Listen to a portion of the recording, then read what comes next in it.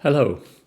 Um, Earlier this week, I gave a presentation at a workshop in Leiden entitled Perspectives on Traditional Chinese Medicine from Taiwan's Experience to Global Practice. The workshop was an in-person event, and several colleagues have asked me whether I could share with them a recording of the presentation. So I just took that as an opportunity to create a slightly extended version of my talk, which I'm sharing with you now. For those who do not know me, just some brief biographical facts to put the presentation into context. I engage with Chinese medicine from two related but quite different perspectives. The first is that of a medical humanities researcher. I was a professor of East Asian medicines at the University of Westminster from 2004 to 2018, and I'm currently a visiting scholar at the China Center at the University of Kiel. But I'm also a Chinese medicine practitioner, and I've been in private practice for over 40 years. And as you will see in this presentation, I'm working with both of these perspectives to understand Chinese medicine. A lot of what I will have to say here is based on a forthcoming book entitled Searching for the Tao of Medicine, Landscapes of Thoughtful Practice in Late Imperial China. That will be published later on this year in August by Volker. However, I'm also moving on to my next project, so to speak. And my next project will be called Thinking with Chinese Medicine. What do I mean by thinking with? So when we think with biomedicine and science, I've taken here a quote from a journal, Nature Medicine, which is the medical version of the very famous journal Nature. In the very first edition of this journal, on the very first page, we can read, "It is the essence of science to change the way we think about the world around us and ourselves." So it's a very clear statement. And I think we have evidence for that in our daily lives, whether we read a paper or watch a film, browse the internet, we can continuously see that science and medicine affect the way we think about ourselves and the world. But when it comes to Chinese medicine, we tend to not think so much with Chinese medicine, but we think about Chinese medicine. And as I want to argue, even when we appear to be thinking with, in the end we only think about, and we move very quickly to thinking with biomedicine and science. So let me give you just a few examples of this fact. So one of the ways we think about Chinese medicine is that we treat it as something old. So it's something from which we can take tools, technologies, things that we need to translate into the idiom of science and biomedicine, and then it becomes useful to think about us and the world, and an example or use in the world. And a typical example would be, the very famous grafting of artemisinin from Chinese medicine by Tu Youyou, who got the Nobel Prize in medicine for that. And she says herself, artemisinin is a true gift from old Chinese medicine. So it's old, no longer useful in itself, but useful as a resource from creating something to think and interact in the world. But even practitioners of Chinese medicine, if you look around the internet or look at any kind of publication, practitioners of Chinese medicine, whether in China or the West or the world over, they continuously feel the need to translate what they're doing into the language of biomedicine and science, and only then can we use it to think about the world. So I've picked here two typical examples, again, randomly from the internet. So here, qi, which is obviously a central concern of Chinese medicine practitioners, qi is here brought into relationship with how mitochondria function. So we cannot think with qi on its own. We can think with qi once we translate it into something biomedical. Or instead of translating it into something biomedical, we translate it into an aspect of physics. quantum physics or relativity theory or E equals mc squared. So chi on its own is not valid, but when we can say that chi is, something that physicists also talk about, then it becomes valid and we can think about us and the world through that. But it's not only bioscientists or Chinese medicine practitioners who do that. Humanities scholars tend to do the same, whether they are historians or anthropologists or ethicists, philosophers. When we think about Chinese medicine, we feel we need to explain it. So here I picked something randomly. It's not about the person, it's just to give you an example. This is Paul Unschuld. He's a very famous historian of Chinese medicine. He argues the theoretical basis of Chinese medicine and many of the practices resulting from it are and have been throughout its history primarily grounded in projections of social realities and ideologies. So this is an explanation of what Chinese medicine is. Chinese medicine is not in a certain sense real in itself, but it's a projection of something else. To be fair to Paul Unschuld, he probably would say something very similar about other medicines. But in any way, it gives you an example of what medical humanities researchers do. They explain Chinese medicine, they not think with it. And I want to include here myself. In my first book, Chinese Medicine in Contemporary China, I used some theories, let's call them, from science studies to explain how Chinese medicine in contemporary China functions. It was a strategic decision at the time that I probably wouldn't make in the same way now anymore, because I want to move, as I will show you in this talk, to thinking with Chinese medicine rather than about it. But if we look at even those scholars, they tend to be more philosophers or sinologists who make an explicit attempt to think with China to remedy certain problems here in the West. They, very interestingly, tend to leave Chinese medicine out. It's not one person who does that, but I think we can say that across the board. But again, I want to give you just one example. The example I give you is François Julien. The reason I give you that example is François Julien makes it really very explicit that he wants to use China to think with China and to help us understand ourselves better. He's written also more than 30 books, I think, by now. And in these books, he thinks with China through philosophy, of course, through poetry, painting, the art of war, handicrafts, even nutrition, even Taoist life cultivation. But medicine, if it occurs at all, it's in footnotes or very, very relegated to the periphery. And also when he talks about the body, he works with what one could call very antiquated understandings. He cites Joseph Needham and Manfred Porkert. That's ways of thinking about the body that have within the field long since been discarded. As we will see in a minute, this kind of treatment of Chinese medicine or exclusion of medicine from thinking in China is not something that we find only with François Julien, but we find it, as I said, across the board. So, why should we then think with Chinese medicine?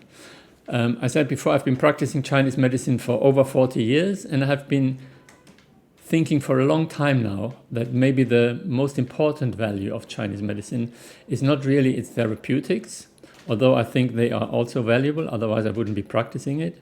But I think it is precisely that it can help us to think about ourselves and the world.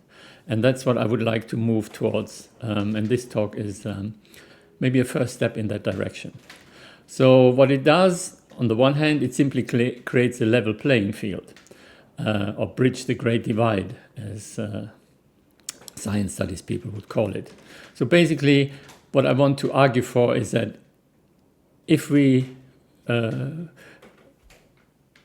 think with Chinese medicine, then Chinese medicine become also something that changes the ways we think about the world around us and ourselves. And how do we do that?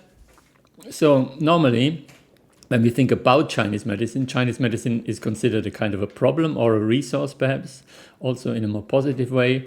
So we think about it. How do we think about it? We use Western sciences, bioscience, natural sciences, but also the humanities. And then we arrive at some explanation or some use. So thinking with, how can we do that? So one strategy, and the strategy I want to suggest in this presentation, is we take some kind of unresolved questions in the sciences themselves, and then we see if we bring these unresolved questions in conversation with Chinese medicine, what happens. And the problematic area in the sciences that I've chosen for this purpose is cognitive science. Cognitive science, on the one hand, it's very, very fashionable at the moment. A lot of people work within it.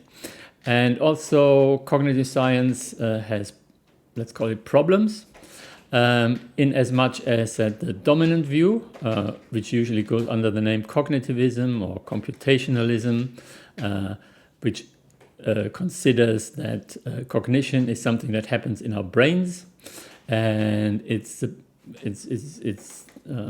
relic of Cartesian dualism. It's basically cognition in the brain governs what we do in our body. So body and mind are separated from each other.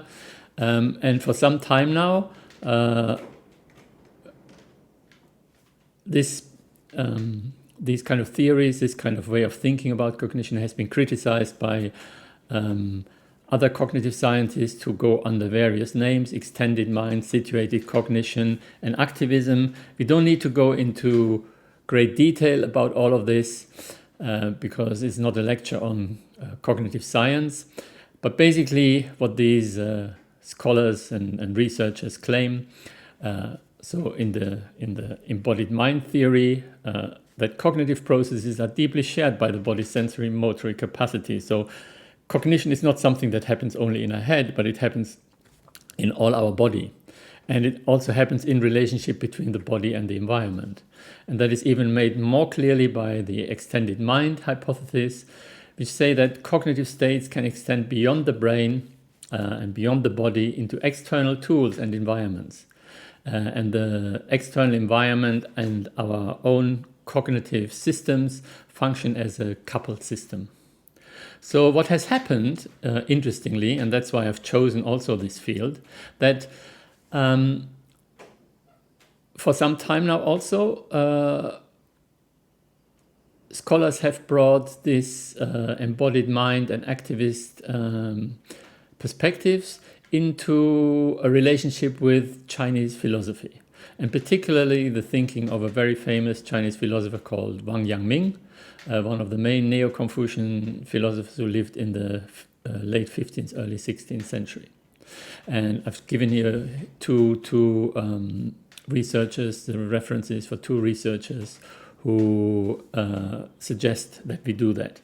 And the main connection here is to how Wang Yangming thought about what is in Chinese called the heart mind.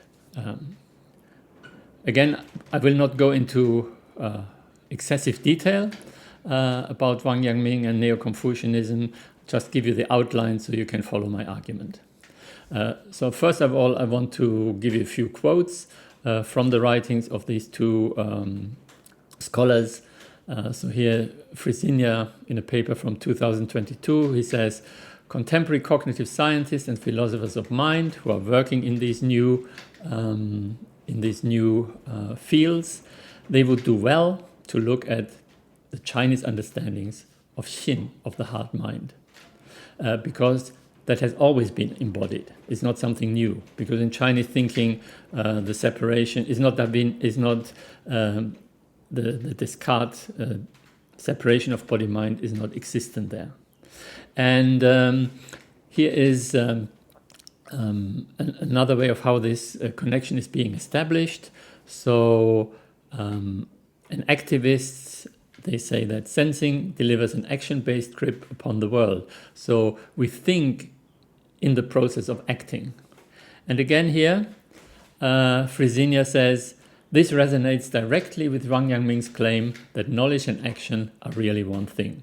So Wang Yangming's philosophy goes under a number of names, or his central tenets go under a number of names, and one of these is that knowledge and action are really one thing. 知行合一. And it goes under another name, which is called forming one body with the 10,000 things, Wan Wu Et. So again, you have here this idea that our mind forms one body. The 10,000 things is the world around us. So we cannot separate the functioning of our mind in an individualist perspective from the context around us.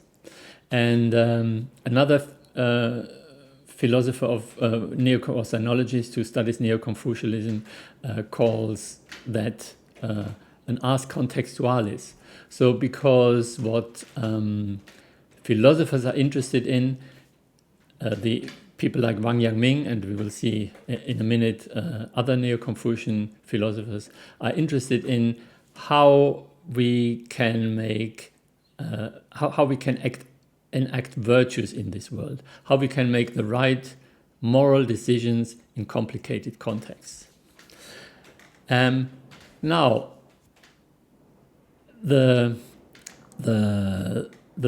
examples, these modern scholars who try to bring Wang Yangming thinking into conversation with cognitive science. One of the examples they use to demonstrate to us the relevance of these kind of theories is, however, not so much thinking about ethics, but sports intelligence. What do we mean by sports intelligence? So, because we all are very familiar with sports, Chan Chi-Kung here, he uses football, soccer, and he uses in another paper, he uses basketball. The idea here is that football, basketball are examples of where we think not only with our minds, but also with our bodies, and where our thinking perforce needs to take into account and can only happen if the environment and our mind form one integrated system. And I want to give you here an example of this, not from soccer and from basketball, because I'm neither a soccer nor a basketball player anymore, but I'm a very keen cyclist. 1,000 things is one way of how we could describe that, perhaps, or as an ars contextualis. It's an art of enacting in a particular situation, which, of course, like any art, requires a lot of practice. You don't win a sprint just by being strong in your legs. You obviously have to train it and do many sprints, etc. But I think you get here to what I want to say. Now, the reason I find the sports analogy very useful, because it's obviously a very physical thing. It involves our bodies. When you read about Neo-Confucian philosophers like Wang Yangming, you will not find, however, anything about sports, because they were clearly not interested in helping people win cycle races or become better footballers. What they were interested in, as I said before, is guiding moral behavior or virtuous action by, however, doing the same thing, by allowing us to form one body with the 10,000 things. So what I want to say, that these kind of virtues, in the way they construct them, because they involve our body, they are what we could call bio-virtues or biomorality. They are rooted in our biology. And I want to show you now in the next section of the talk that Neo-Confucian philosophers like Wang Yangming were acutely aware of that, and they put that at the center of their philosophies. However, this kind of rootedness of virtuous action in the body, in the same way that François Julien writes the body and medicine out of his thinking with China, the body and medicine are also largely written out of our understanding of Wang Yangming and other Neo-Confucian philosophers. Just again to give you some examples, so you don't have to just take my word for it. George Israel, one of the main scholars of Wang Yangming in the English-speaking world, has published a 280-page long literature review. So Wang Yangming is not a peripheral figure in the history of Chinese thought, but a very important person. So 280 pages of literature review of people who have been thinking about Wang Yangming. Now, what's interesting in these 280 pages, the word medicine doesn't appear at all. And there's no connection, acknowledgement of Wang Yangming's connection to Chinese medicine, not as far as I can see. The term doctor only appears once in this paper here by Joshua Hall. But when you read the paper, it's got nothing to do with Chinese medicine, has got to do with French philosophy, Deleuze and Guattari. So, as I said before, thinking China through the West.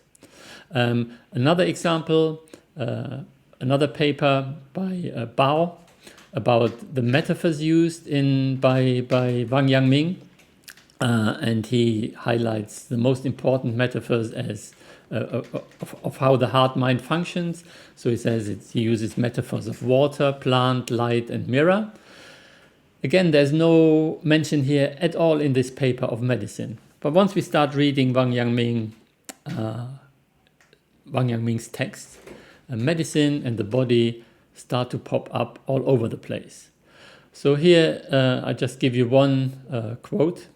So he says, people now rely on the claim that knowledge and action are divided into two when they act. They think that first one must know and only then can one act. So his idea, his theory of knowledge and action being one thing is a critique of this earlier view. We see in a minute why he critiques that and how he critiques that. But then he says, this is not a minor disease, and it hasn't come about in a single day. My teaching of the unity of knowledge and action is a medicine to treat this disease. So I think it couldn't be clearer that he puts himself up here as a doctor who treats disease through his theory. So medicine is an incredibly important metaphor for him, and that occurs again throughout his text, and actually it occurs throughout this period of thinking. One of François Julien's favorite philosophers is called Wang Fuzhi, and Wang Fuzhi, when you read him again, he very clearly thinks with medicine, but you wouldn't know it if you read François Julien. So let's go back to Wang Yangming. So Wang Yangming, his own theory about the unity of thought and action is a critique of other Neo-Confucian thinking, which obviously separates that. And the person that he argues against is an even more famous Neo-Confucian philosopher called Chu Xi. And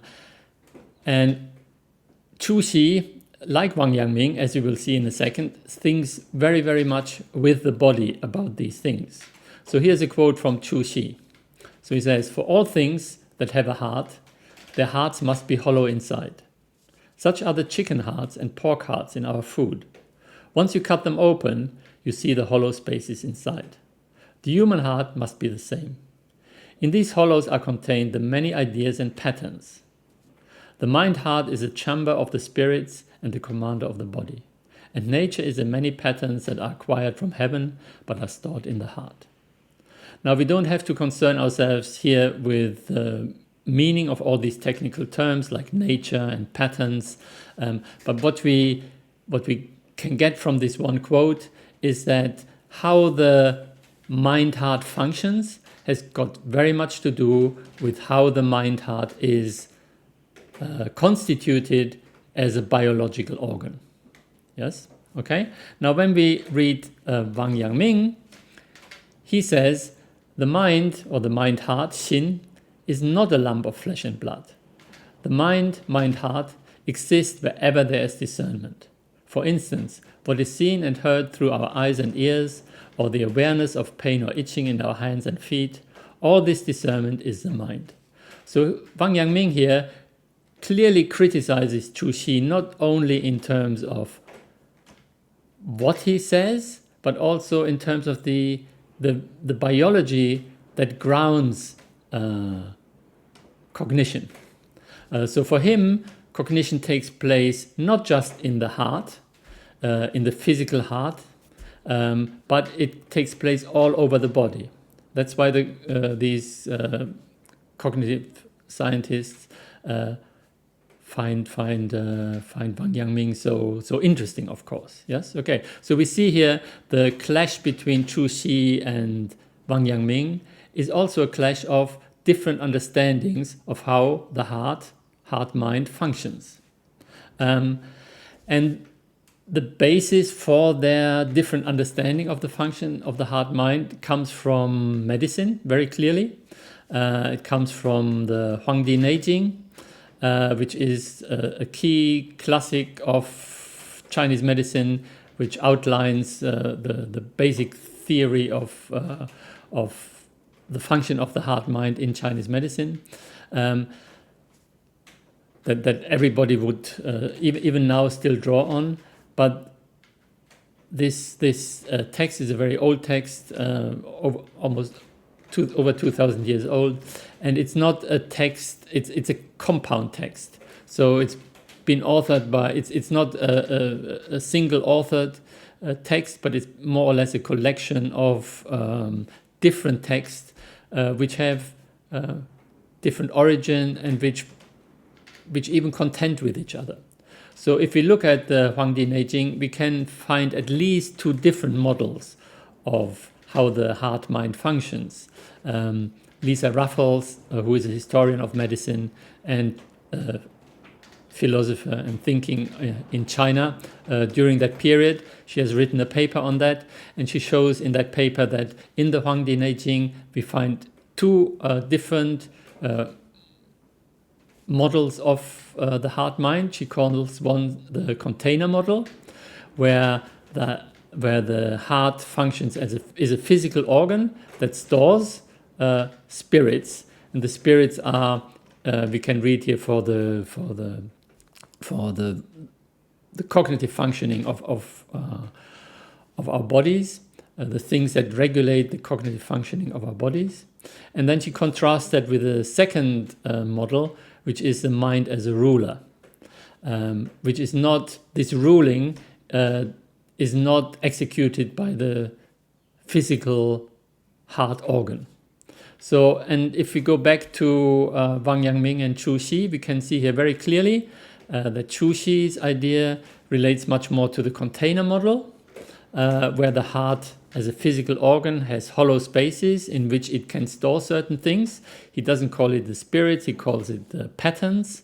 And then you have a much clearer association between the mind as ruler in Wang Yangming thinking, where the mind is a distributed mind throughout the body, and this distribution then interacts with physical action in forming one body with 10,000 things.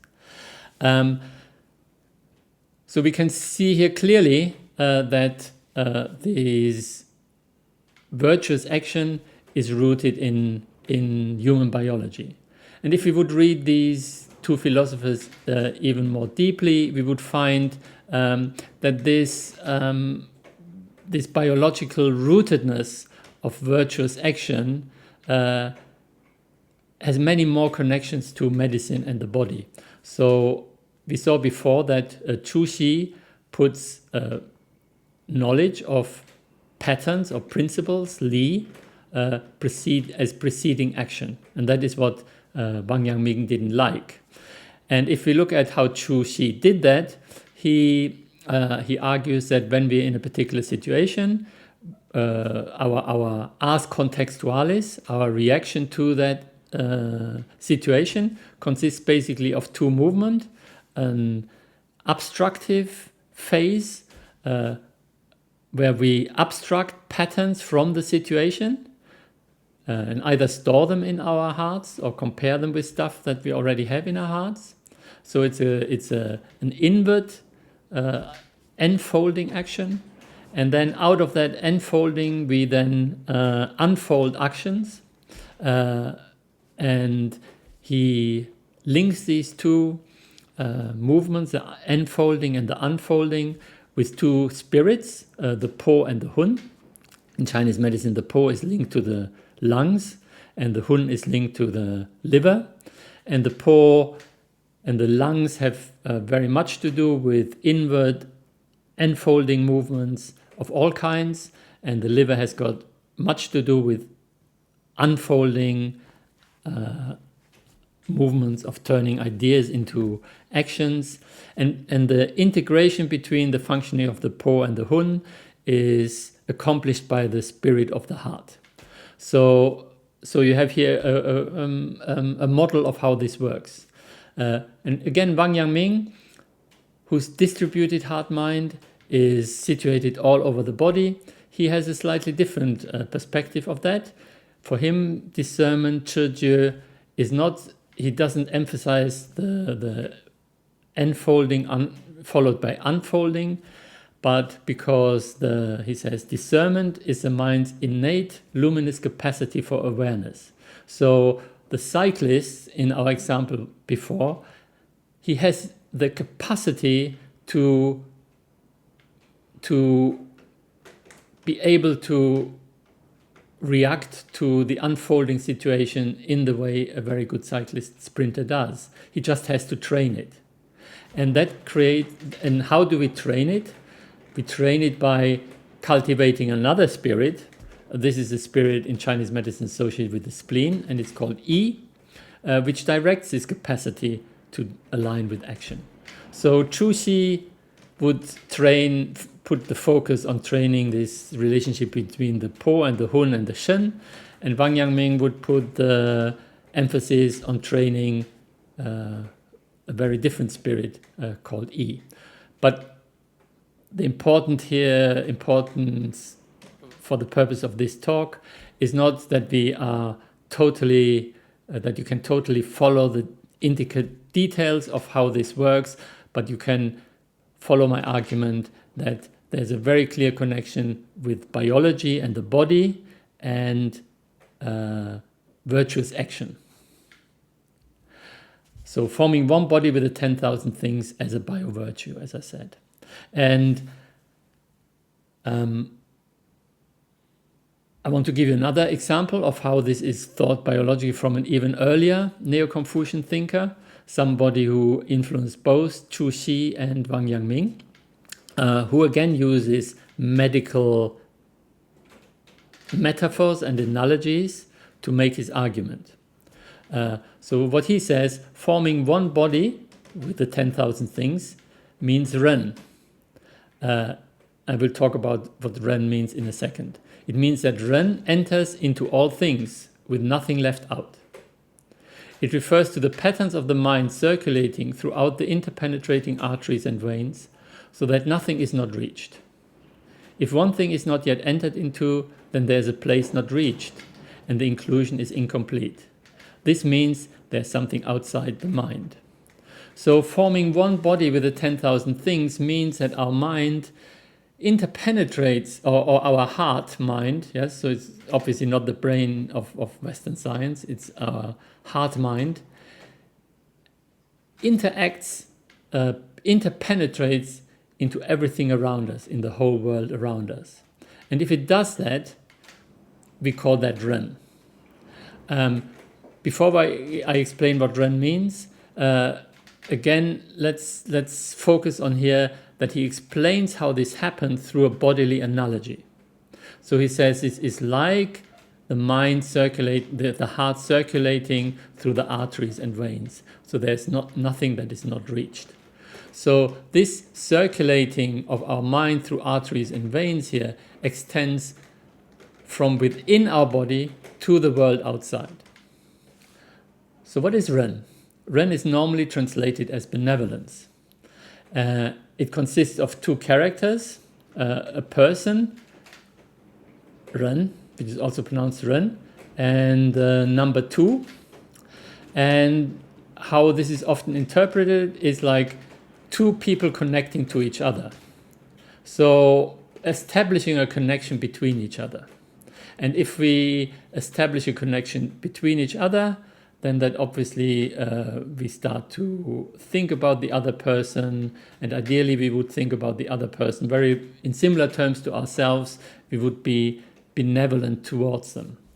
But if you just call it benevolence, then it's very easy to see it as just an attitude that we hold in our minds. But if we follow again what Zhang Zai here said, and if we bring it in connection with forming one body with the 10,000 things, then for these thinkers it was clearly not just an attitude that we hold in our minds, but it was something grounded in the biology of the heart-mind, and then even further, the connection between the heart-mind and the world around us. So rather than doing more theory, I want to give you now a case from my own clinical practice. And it's a case of moving from China to Japan. It's a case of hikikomori. What is hikikomori? The Japanese are brilliant in finding words for problems of our day and age. Hikikomori is translated as social isolationism. It describes a condition where people retreat from the world around them. They will often not go out of the house anymore, or maybe even not go out of their room anymore for months and years on end. And this person that I treated here suffered from or exhibited hikikomori. She's a female, 27 years old when she came to me, and she was brought to me by her acupuncturist. Ostensibly, the condition that brought her was alopecia, so it's a loss of hair in the head. But as one often finds when people come to us for treatment, they present with one condition, but the real reasons why they want to come for treatment go much deeper. And in her case, it was really this hikikomori. The only person she had any social contact with at that moment in time was her acupuncturist. She had the reasons for this social isolationism, again, don't need to concern us here. They obviously had something to do with her childhood and things that happened to her. But what is important, simply at this moment in time, she had no more interactions. It's also important to know that she had gone through all kinds of therapies, so not just psychotherapy, behavioral therapy, but all kind of psychological treatment, all kind of biomedical treatment, antidepressants, all kind of psychoactive drugs, acupuncture, other forms of natural therapy. Nothing had been really able to help her at this moment in time. The acupuncture was obviously doing something, otherwise the acupuncturist was not her main social contact, but it wasn't able to shift really this situation. There was a third condition this person suffered from, which is PCOS. PCOS means polycystic ovary syndrome. It's a hormonal imbalance, which often manifests with problems of the period, but one of the symptoms in some women can be hirsutism. Hirsutism is when excessive growth of body hair.